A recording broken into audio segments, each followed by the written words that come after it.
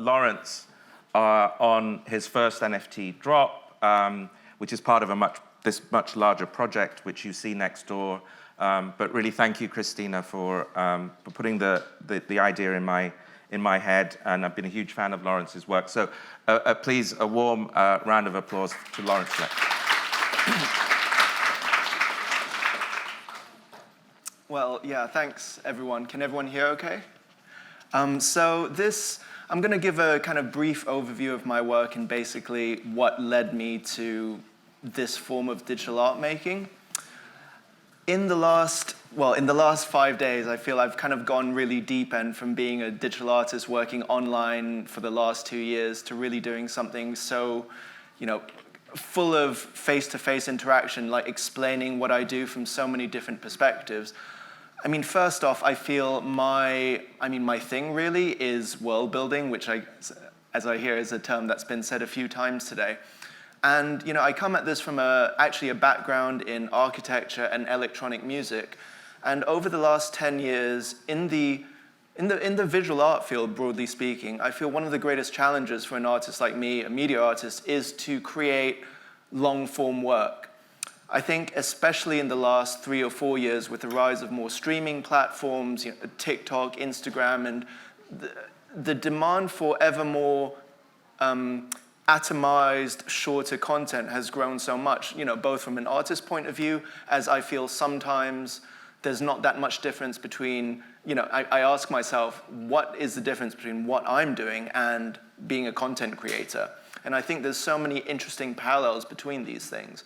But to kind of summarize, the first 3 images are from a film trilogy I made, which Sino-Futurism, Geomancer, and Idol, in which I'm kind of taking this lens of speculative fiction to imagine futures which are basically populated by non-human actors and agents. Sino-Futurism is, in effect, my version of Gulf Futurism. It's a video essay I made in 2016, partly out of the knowledge and slight frustration that there wasn't kind of critical dialogue about, technology in East Asia, even though, as we all know, it's very often the setting or background for different science fiction films. So it started with a video essay, which is also a kind of manifesto that tries to imagine what a part of the world would be like if we equated things that are usually portrayed in a negative light, actually like automation, AI, simulation, and actually embrace them as new forms of being in the world.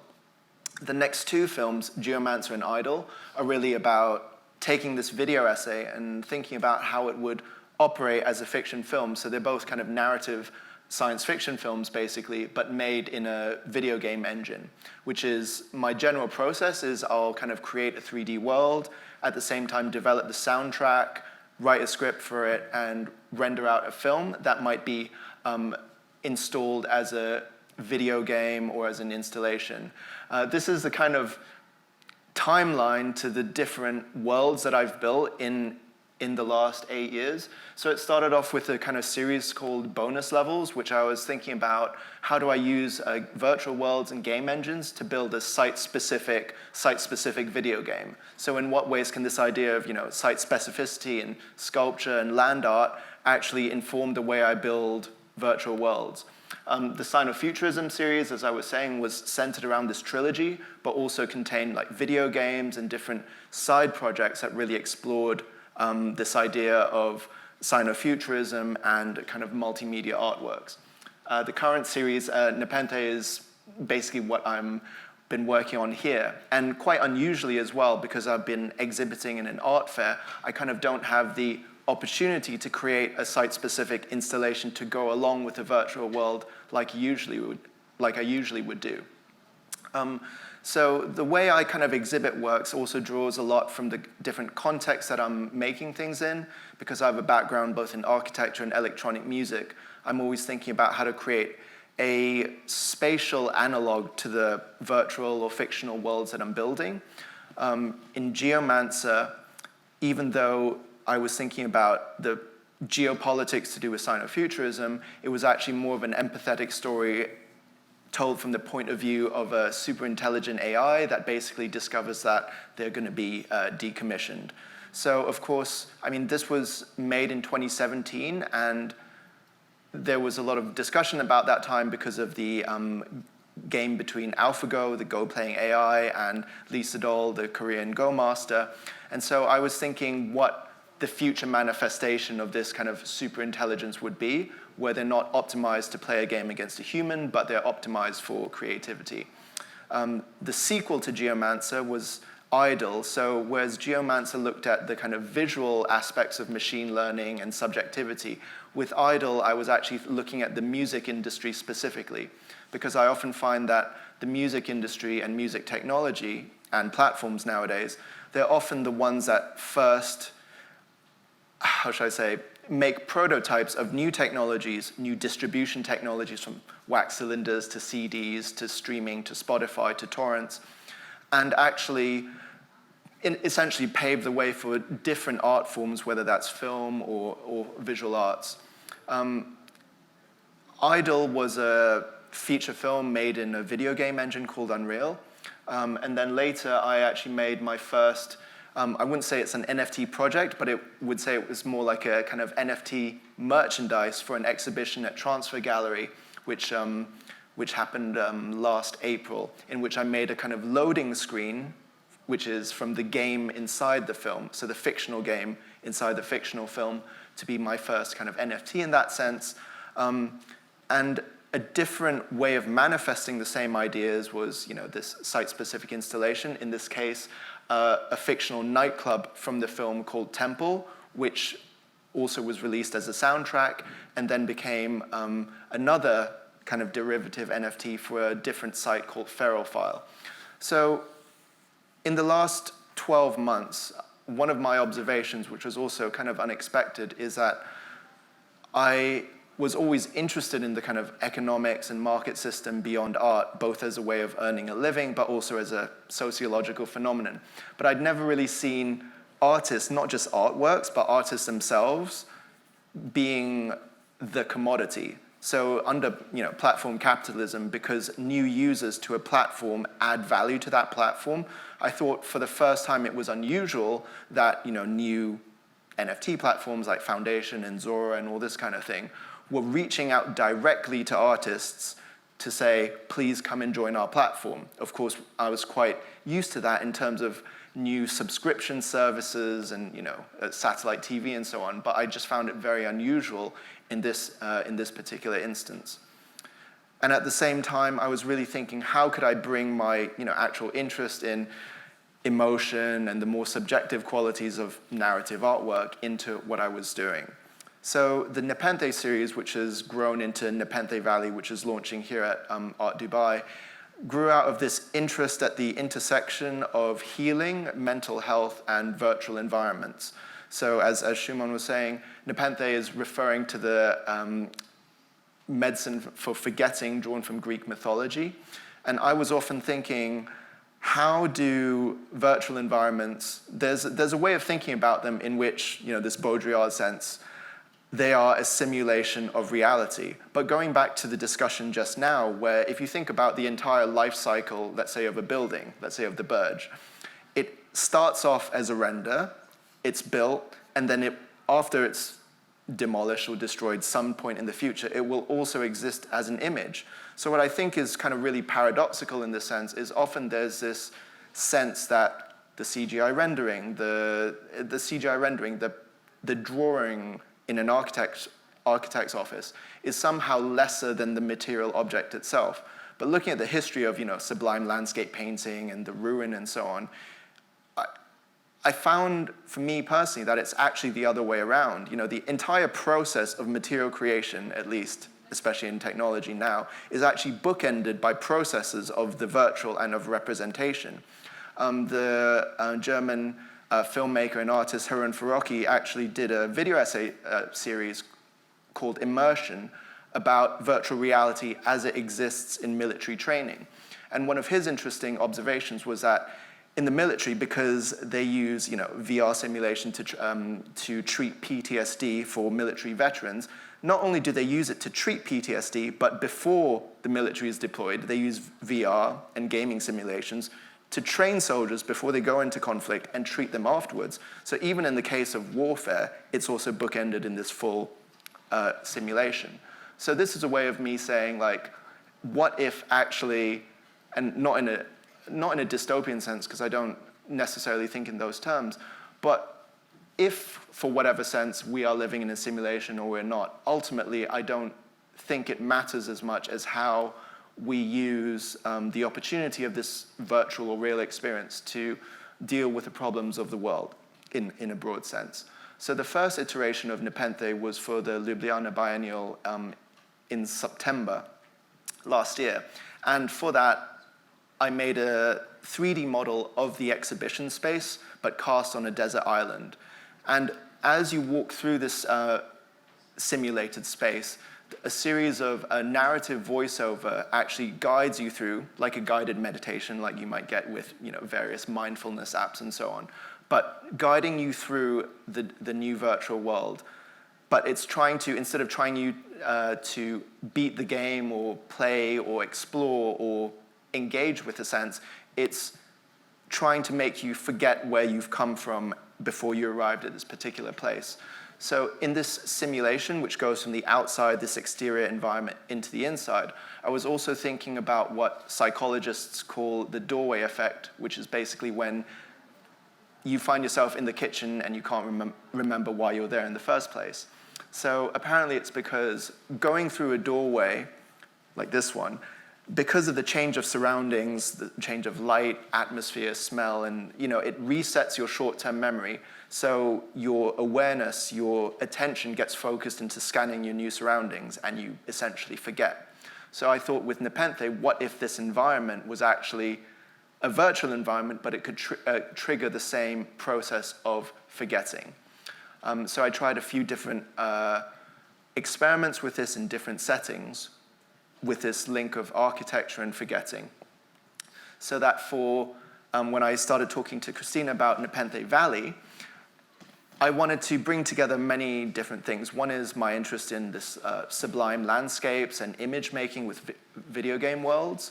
The other is this idea of forgetting, but instead of it being set in an island, I wanted to set it in a kind of sublime mountain valley, referring both to two things really. Sublime landscape paintings on one hand, and this Zelda fantasy game imagery on the other hand.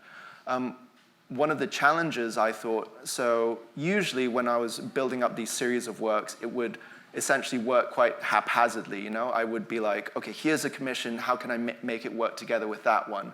And so I would stitch together these long-form projects, kind of similarly to how novels used to be published before as these serial episodic forms. The difference I found with NFTs is that actually they are not just because of the market, because of economics, because of the logic of the platform, they reward an episodic way of distribution and phasing out into the world. So I was trying to bring together this narrative phasing with the logic of how NFTs operate.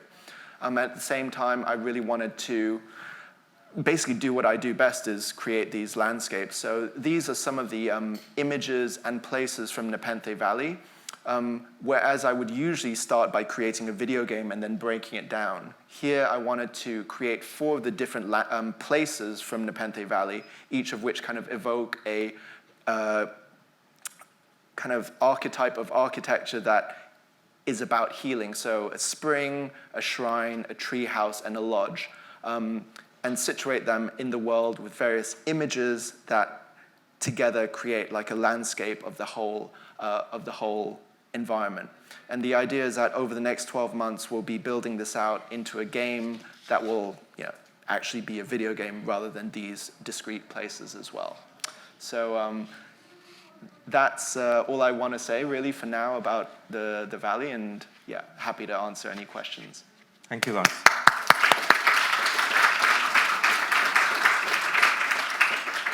I've got a couple of things that now we'll open up to the audience. But first thing is, you talk about Unreal, which is a gaming engine which has which is incredibly powerful now, and has an ability to create these virtual environments that are getting extremely close, if not already there, in terms of almost the sort of Turing test of verisimilitude, no? And I wonder how much because there's a whole way in which crypto and gaming confluence, right? And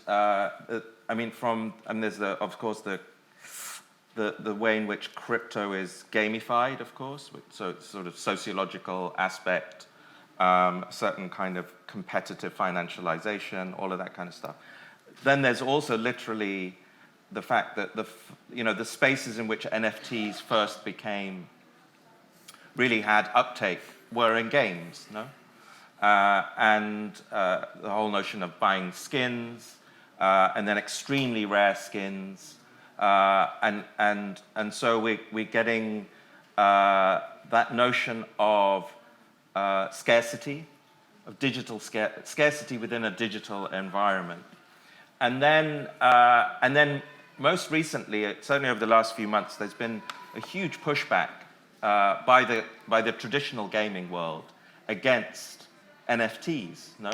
Against the possibility that their beloved game spaces, which have so far, they've probably been, or of course, they're deeply financialized, but there's been a real pushback against the idea that Ubisoft or whatever would start to kind of basically populate these spaces with NFTs and that kind of financialization. How much, given that I know you work with the aesthetic and the kind of the spatiality of game worlds, but how familiar are you about these confluences between the crypto world and the gaming world? Pretty invested in terms of So, it's kind of unusual for me because these sociological phenomena, I guess, are both, how should I say, they both inform the research behind the work, and sometimes they are actually the content of the work. And sometimes they're in the background, sometimes they're in the foreground. I think for me, because I'm very interested in the nature and I suppose the provenance of the tools that I'm using. So I do, definitely look at these trends as they're happening. But because going back to, I often go back to music, actually, to see what has happened previously in this sense, as it pertains to artificial scarcity versus this whole information wants to be free or music wants to be free kind of narrative. I think one of the key things that I've observed really is that there's absolutely a confluence between gaming and crypto and the attention economy more broadly. But I also feel that for me, myself, as an artist, I feel some subjects are better explored within the work, and some are better explored kind of outside the work. And I would say that also in the last week, particularly since being here, just having many different conversations, it makes me understand the logic of the narrative that has to go into it. So, like you're saying, the similarity between crypto and gaming is really to do with this. I think it's been said a lot that it's like some kind of money-making scheme in some sense. But without going into the kind of morality of that kind of thing, I feel what's interesting is that, scheme means what? Having a plan, basically. Schema is a plan or some kind of rational design. And I feel as an artist in general, you're reacting a lot more, for opportunities without that ability to plan further ahead. So as I get more familiar with the logic of crypto and gaming, I think some of those things will filter in more. But for now, not as much as I would imagine might happen in the future, Just one last point on that. The way in which, as far as I understand it, that these the NFTs are being made available is through the Discord, right? Mm-hmm. Which so far are moderating, and I believe there are a bunch of 17-year-olds in that who may be gamers themselves, no? But also, indeed, Discord itself its provenance is primarily, as actually the chat space for gamers and gaming kind of community. Yeah. Are there any questions from you guys? Yeah, if we get a mic, please, back here. Got time for a couple of questions. Wait, just 1 minute, Isaac. Yeah, Isaac. Yeah, if you could stand up, Isaac. Thank you. I was thinking about the Borges short story, Funes the Memorias, in relation to your work. And I'm curious how you're thinking about this Greek antidote for sorrow, which helps one to forget the doorway within the game. And I was, in my mind, running it through the Borges short story, in which, for those who haven't read it, the character called Funes falls off of a horse and is either blessed or cursed by the ability to remember every single detail of anything he's ever seen, which, according to the narrator, renders him incapable of abstraction or generalizing thought. So I guess my question has to do, in a way, with the distinction between how you're thinking of a capacity for generalizing thought or for forgetting within the game versus outside of the game. And tell us more about your impulse to make doors within the game as well. Thank you. Sure. Well, I think part of the paradox of working in a virtual world is that it's simultaneously a space where, in theory, everything is possible, but similarly in a novel, I suppose, but in practice, actually, there are, if not rules, then definitely boundaries around the world or space that's created. So I think in the Borges short story, this idea, and it's this idea that the inability to have perfect recall is like key to structuring thought. It's really not something I've consciously thought about in terms of world building or narrative construction, because I think writers like Borges are primarily interested, amongst many things, in it's writing about writing, right? It's like a novel about the novel or a story about the story. And of course, the meta level that I'm generally operating in is, wrapping other parts of world building into this world itself. How I go about building doorways, actually, there are very few doorways in the valley itself at the moment.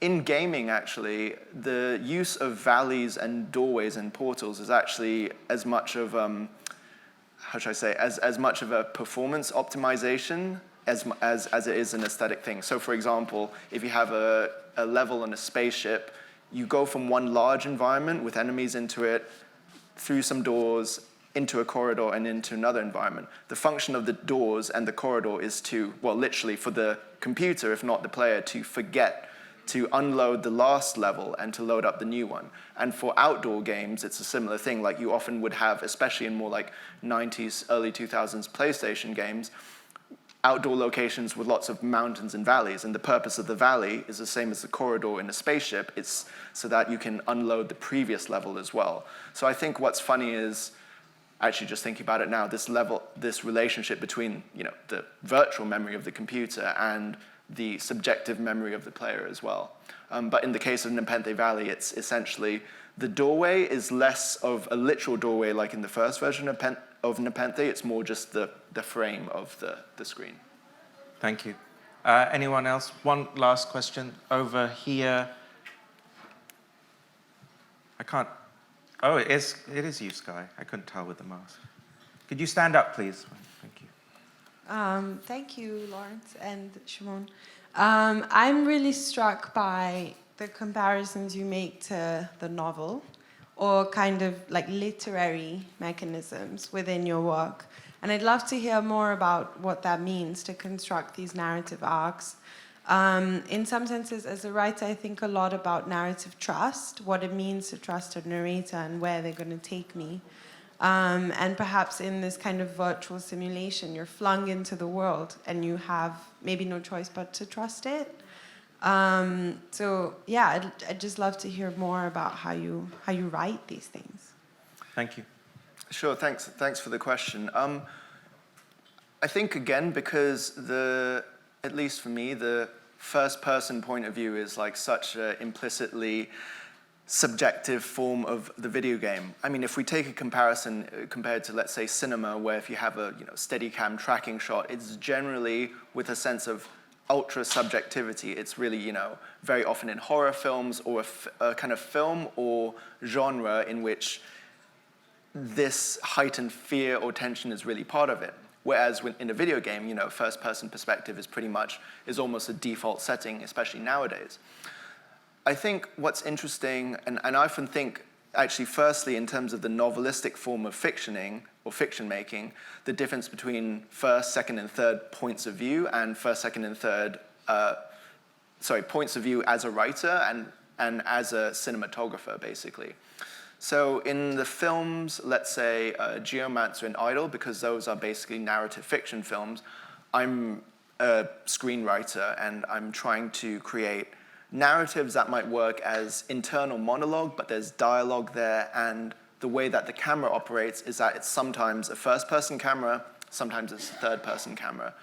But because I don't have the benefit of ultra-high budgets or lots of motion capture, I generally tend towards a more kind of, meditative or internal monologue kind of narrative within the works. But what I'm interested in, particularly with novelistic forms, and you mentioned, I'll just talk specifically about the reliability or the trust in the narrator, is from the point of view of games, actually, there's a lot of, people have played around with different levels of trust of unreliable narrators, like most famously, I guess, a game called The Stanley Parable, where someone's telling you what to do and you don't know whether to trust them or not in that sense. But then the game becomes less of an interaction with a space or with enemies or with other avatars, and it more becomes a game with language, basically, how you relate to someone telling you what to do implicitly or explicitly, and how that departs from in games which actually don't have a narrator, the player has to intuitively understand the logic of the game. For example, there's someone shooting at you, you should get out of the way. So the way that these relationships are embedded within all these different forms is very different, and a lot of it is to do with interaction and agency of the person engaged with the work. Thank you, Lawrence. Will you please join me in thanking Lawrence Lek? Thank you very much.